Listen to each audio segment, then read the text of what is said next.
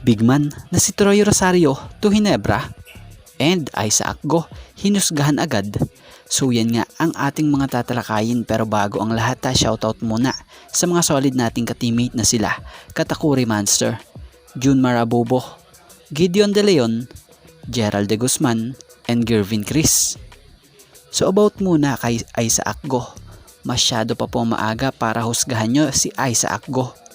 So marami nga tayong nababasa na kesyo ang laki daw nito pero laging nasa labas nakapwesto. Unang-una, yun kasi talaga yung laro niya Sapol nung nasa Ateneo days pa siya. Mapatera firma pa siya hanggang ngayon na naandito na siya sa Barangay Ginebra. Pero epektibo naman Siguro magreklamo kayo, kayong mga bashers, kung mga pilit yung tira niya. Pero hindi kita nyo yung bawat bitaw niya andun yung kumpiyansa. So wag nyo naman hanapin kay Isaac Go yung laro na pinalitan niya rito na si Stand.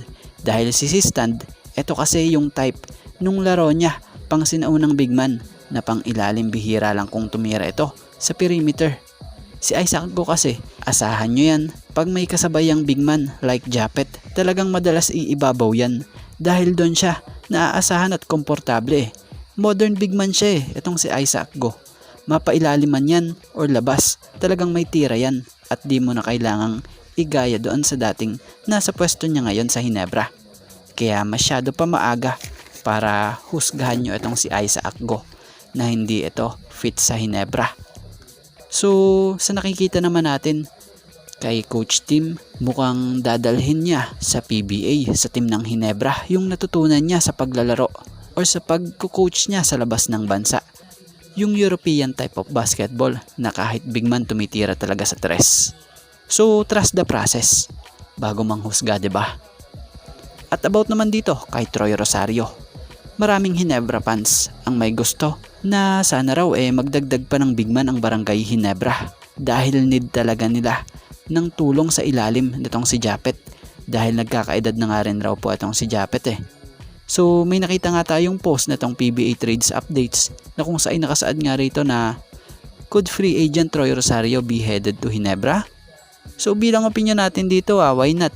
Pwede si Troy sa Ginebra kung tutuusin at kung gugustuhin makuha ito ng Ginebra. Lalo't balitay malapit na itong matapos or maging unrestricted free agent. So si Troy Rosario nasa peak na to kung tutuusin ng kanyang karir na kung saan ito na yung continuation ng prime niya. Kita naman yung nilalaro niya sa Blackwater na kung saan uma-average siya rito ng 17.36 points per game, 7.00 rebounds per game, and 2.53 assists per game.